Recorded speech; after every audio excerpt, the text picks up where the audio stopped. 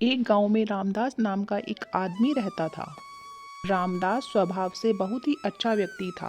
उसकी पत्नी का स्वर्गवास हो चुका था। वह अपने बेटे के साथ में रहता था। वैसे तो रामदास गांव के सबसे संपन्न सेठों में से एक था, लेकिन उसका बेटा बोना था और ये उसके जीवन का सबसे बड़ा दुख था। एक दिन वह अपने बेटे से कहता है, बेटा अंबर जाओ और जाकर मुंशी से हिसाब किताब करवा लो। इस महीने का खेती का हिसाब तुम्हें ही देखना है। नहीं पिताजी, मैं नहीं जाऊंगा। बेटा तुम क्यों नहीं जाओगे? क्योंकि मैं बोना हूँ और सब लोग मुझे चिढ़ाते हैं, इसलिए नहीं जाऊंगा। बेटा ऐसा कब तक चलेगा? एक ना एक दिन तो तुम्हें यह सब संभालना ही है। अगर तुम अभी से चीजों को नहीं सीखोगे तो मेरे बाद कैसे संभाल पाओगे? वो सब मुझे नहीं पता पिताजी, लेकिन मैं दुनिया के सामने नहीं जाऊंगा। मैं घर पर ही ठीक हूँ। बाहर अगर मैं जाता हूँ तो लोग मेरा बहुत मजाक उड़ाते हैं। पिताजी अब मुझसे ये सब सहा नहीं जाता। इतना कहकर अंबर वहाँ से चला जाता है। रामदास बहुत अच्छे से समझता था कि उसका बेटा परेशान क्यों है। मैं अंबर को कितना भी समझाऊं, लेकिन मैं जानता हूँ ये गांव वाले उसे कितना तंग करते हैं। बात बात पर अगर किसी का मजाक उड़ाया जाए और वो भी उसके शरीर को लेकर, तो इंसान बाहर जाने से घबराएगा ही। लेकिन मैं अपने बेटे को ऐसे नहीं छोड़ सकता, कुछ तो करना ही पड़ेगा। रामदास इसी सोच में डूबा हुआ था कि तभी वहाँ पर उसका परम मित्र कन्हैया आ जाता है।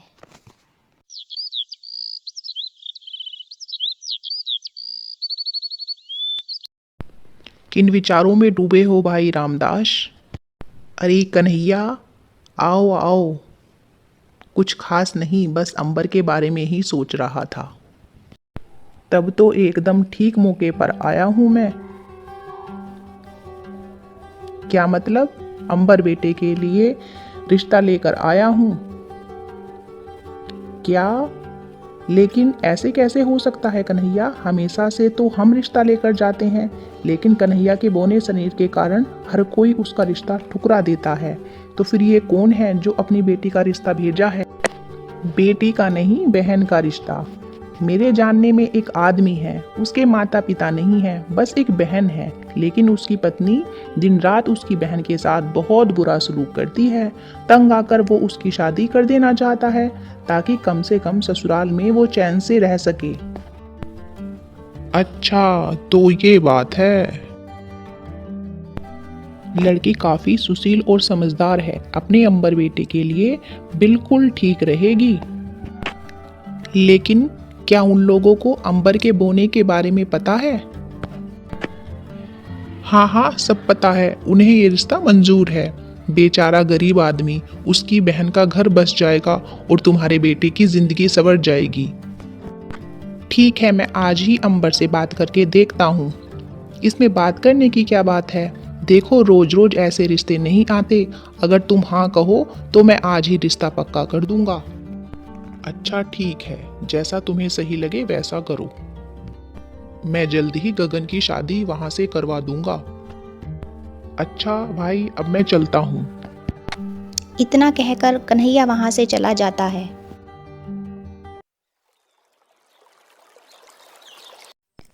रामदास रात के खाने के समय अपने बेटे से शादी की बात करता है। उसकी बात सुनकर अंबर को कुछ खास खुशी नहीं होती।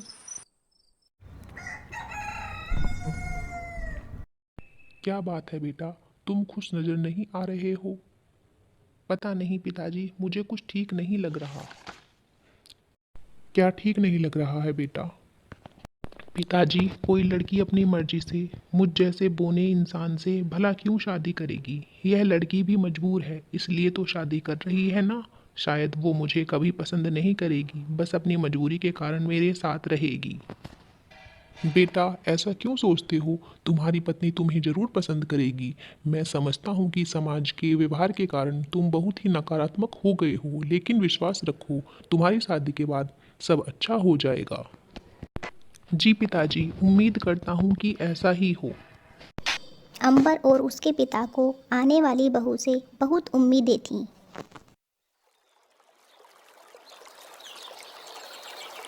कुछ ही दिनों में राधा की शादी अंबर से हो जाती है। राधा सुंदर सुशील लड़की थी, लेकिन गगन को बात करने में संकोच होता था। एक दिन रामदास राधा से कहते हैं, बेटी अंबर बहुत भोला है। उसके भोलेपन के कारण सबने उसका बहुत मजाक उड़ाया है, इसलिए वह ज़्यादा दुनियादारी सीख नहीं पाया। मुझे बस इस बात का सुकून है कि तुम उसके जीवन में आ गई हो। पिताजी आप बिल्कुल चिंता मत करो, मैं उनका बहुत अच्छे से ख्याल रखूंगी। लेकिन पिताजी वो मुझसे ज़्यादा बात नहीं करते, आप उन्हें समझाएं कि वो मुझसे बात किया करें। बेटा, अंबर दरअसल अपनी माँ के बहुत करीब था। उसके गुजर जाने के बाद कभी कोई उसके दिल का हाल जान नहीं पाया, मैं भी नहीं। वो सब कुछ अपने अंदर ही रखता है।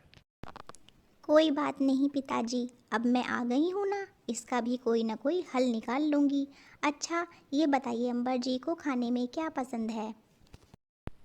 उसे हलवा पूरी बहुत पसंद है। लेकिन बेटी, तुम यह क्यों पूछ रही हो?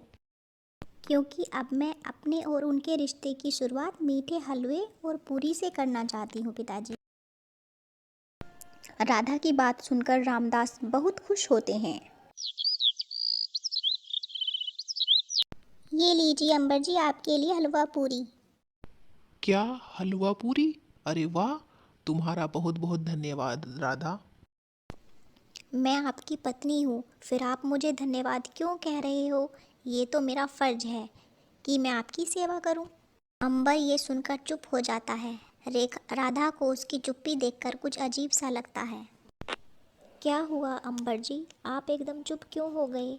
आपके दिल में कोई बात है क्या जो आपको परेशान कर रही है? आप मुझसे कह सकते हैं, मैं आपकी पत्नी हूँ, आपकी सुख दुख की साथी हूँ। असल में मुझे ये सब समझ में नहीं आ रहा कि ये बात मैं तुमसे कैसे कहूँ। दरअसल अभी तक मैंने कभी किसी से खुल के बात नहीं की है। मेरे बोनेपन के कारण कोई भी मेरा दोस्त नहीं बन सका। पिताजी का इतना नाम था, फिर भी लोगों ने सिर्फ उनका ही सम्मान किया। मुझे हमेशा मजाक और अपमान सहना पड़ा। ऐसे में तुम्हारा मुझसे इतने सम्मान और प्यार से बात करना मुझे बहुत अजीब लग रहा है। क्या इतनी सी बात आपको परेशान कर रही है? देखिए आप लंबे नहीं हैं, इस बात से आपके स्वभाव या आपके मन का कोई लेना देना नहीं है। राधा की बात को सुनकर गगन की आंखों में आंसू आ जाते हैं। राधा और गगन खुशी खुशी अपना जीवन साथ में बिताना शुरू करते हैं, लेकिन ये खुशी ज़्यादा दिन की नहीं थी। कुछ ही दिनों में रामदास का स्वर्गवास हो जाता है। इस हादसे से गगन को काफ़ी चोट लगती है। उसके पिता के अलावा अब उसका इस दुनिया में कोई भी अपना नहीं था। ऐसे में राधा ने उसे बहुत संभाला।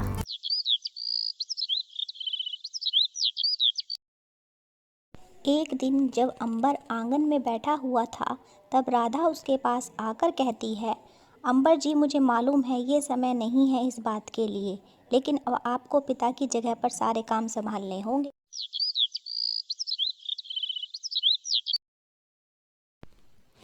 राधा की बात सुनकर अंबर चौंक जाता है और घबराते हुए कहता है, क्या?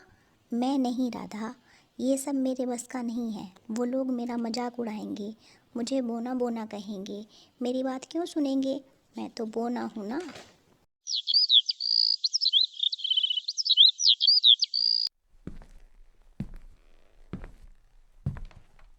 हाँ बहू रानी, छोटे मालिक एकदम ठीक कह रहे हैं।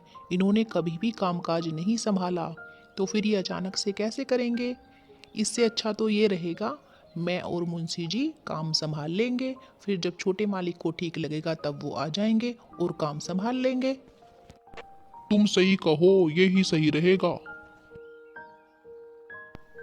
नहीं, भला ऐसे कैसे हो सकता है? ये काम आपका है अंबर जी, इसलिए आपको ही देखना पड़ेगा।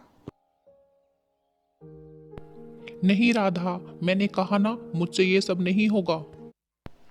अंबर ये सब बोलकर वहां से चला जाता है। राधा भी उसके पीछे पीछे जाती है। मुंशी और मोहनलाल आपस में बातें करते हैं। कब से रामदास के मरने का इंतजार कर रहे थे। जब वो इतने सालों के बाद ऊपर गया तो उसकी ये चतुर बहू हमें अपना काम नहीं करने दे रही है। अब कैसे करेंगे? हाँ देखो तो कैसे टांग अड़ा रही है। अरे ये बोना सब काम संभालेगा। हम लोग क्या करेंगे? मक्खियां मारेंगे क्या? ऐसे तो सारे किए कराए पर पानी फिर जाएगा। अगर इस राधा ने इस बोने में आत्मविश्वास भर दिया तो हम लोग क्या करेंगे? नहीं, इतनी आसानी से मैं इस बोने को मालिक नहीं बनने दूंगा, चाहे कुछ भी हो जाए। मुंशी और मोहनलाल वहां से चले जाते हैं, मगर अगले ही दिन वह दोनों एक नए षड्यंत्र के साथ वापस आते हैं।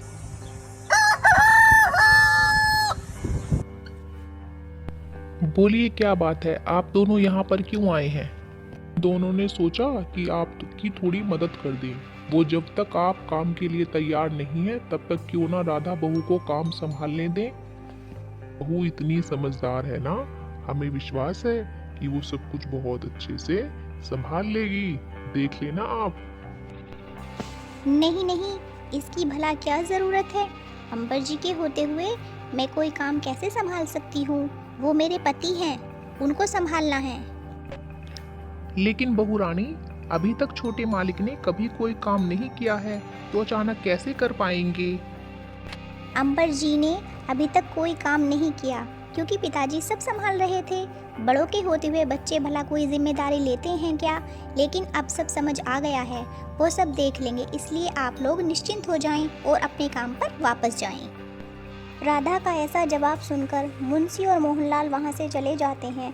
उसके जाने के बाद अंबर राधा से कहता है, तो तुमने ठान ही लिया है राधा कि मैं पिताजी का काम संभालूं? जी बिल्कुल, और ये लीजिए साल भर का हिसाब किताब और लेखा जोखा, इससे आपको हिसाब किताब समझने में आसानी होगी। राधा अंबर को काम बताकर दूसरे कमरे में चली जाती है और वहां जाकर सोचती है कि मुंशी और मोहनलाल बहुत चालू आदमी हैं। इन्होंने मेरे और अंबर जी के बीच झगड़ा कराने की कोशिश की। इन दोनों से बहुत सावधान होकर रहना पड़ेगा। अंबर जी, अगर आप बुरा न माने तो एक बात कहूँ, आज का फैसला मुझे आपका कुछ ठीक नहीं लगा। राधा, जब तुमने मुझ पर औरों से ज्यादा विश्वास दिखाया है तो तुम्हें मेरे पहले फैसले पर शक क्यों कर रही हो? ऐसी बात नहीं है अंबर जी, लेकिन मेरा मन इस फैसले के लिए गवाही नहीं दे रहा है। ठीक है राधा, अगर तुम नहीं चाहती तो मैं मुंशी जी से मना कर दूंगा। अब जब तुम्हें ही मुंशी जी पर विश्वास नहीं है तो मुझे कैसे होगा? इतना बोलकर अंबर चुप हो जाता है। राधा समझ जाती है कि अंबर भोला है और मुंशी के इरादों के बारे में समझाना गलत है, इसलिए वो कहती है, ठीक है अंबर जी, आप उन्हें पैसे देने से मना मत करिए। एक काम करिए, उन्हें कल सुबह यहीं पर बुला लीजिए। ये सुनकर अंबर बहुत खुश हो जाता है और राधा से कहता है, ठीक है राधा, कल सुबह ही मुंशी जी को यहीं पर बुला लूंगा। अगले दिन मुंशी एक आदमी के साथ वहां पर आता है। इस गांव में कोई भी कर्जा नहीं देता बिन ब्याज के। आप देकर हमारे लिए महान हो गए हो छोटे साहब। जी, महान तो ये है ही, लेकिन पहले जरा आप हमें ये बताइए कि आप लोगों को कर्जा क्यों चाहिए, किस लिए चाहिए, हमें भी तो पता चले। मेरी पत्नी बहुत बीमार है, उसके इलाज के लिए बहुत सारे पैसों की ज़रूरत है और कहीं से कोई व्यवस्था नहीं हो पाई, इसलिए आपके पास चले आए हैं। हाँ, आप बताइए, आपको किस लिए चाहिए पैसे? आपको क्या ज़रूरत है पैसों की? मुझे अपनी बेटी की शादी करानी है, उसकी उम्र हो रही है शादी की। सोच रहा हूँ कि बेटी की शादी करा दूँ, आपसे मदद मिल जाएगी तो शादी करा दूंगा। तुम्हारी बात सुनकर लग रहा है तुम सबकी ज़रूरतें बहुत बड़ी हैं। हम आपको पैसे दे देंगे, वो भी बिन ब्याज के, लेकिन आपको बदले में कुछ न कुछ गिरवी रखना पड़ेगा। राधा की बात सुनकर वहाँ खड़े सभी लोग दंग रह जाते हैं। ये तुम क्या कह रही हो राधा? ये लो भला, ये लोग क्या गिरवी रखेंगे छोटी बहू? सब तो मजबूर हैं और गरीब हैं, यहाँ पर आपसे मदद मांगने आए हैं।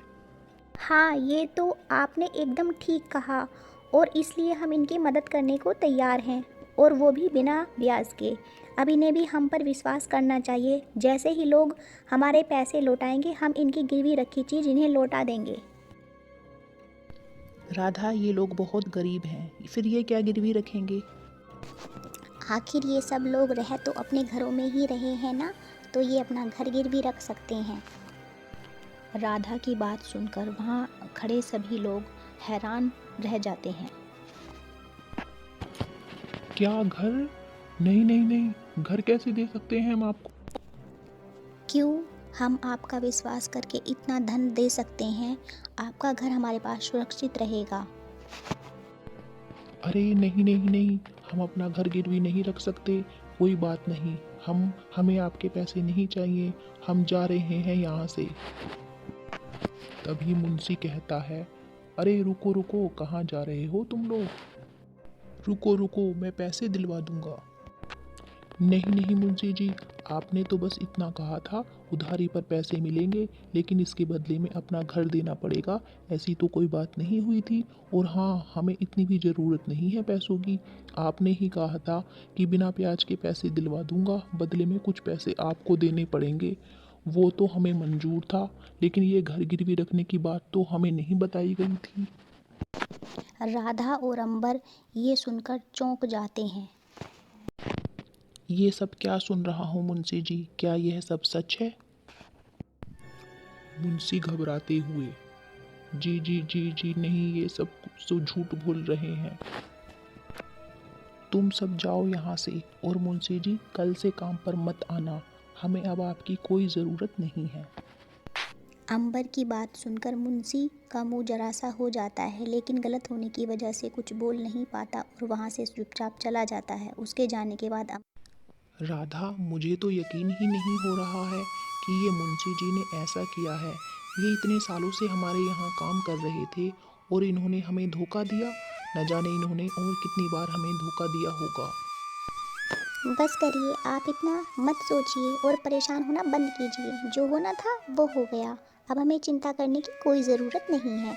अब किसी विश्वास पात्र इंसान को ही काम पर रखेंगे। मगर राधा, तुम्हें कैसे पता चला कि मुंशी की नीयत में खोट है, और वो घर रखने वाली बात, उसके पीछे क्या माजरा था? वो तो जब मुंशी जी इन लोगों को पैसे दिलवाने के लिए इतना जिद कर रहे थे, तभी मुझे लगा कि कुछ गड़बड़ है, इसलिए मैंने ये योजना बनाई थी। वाह राधा, तुम तो सच में बहुत बुद्धिमान और चतुर हो। आज तुम्हारी बुद्धिमानी के कारण ही हमारा इतना नुकसान होने से बच गया।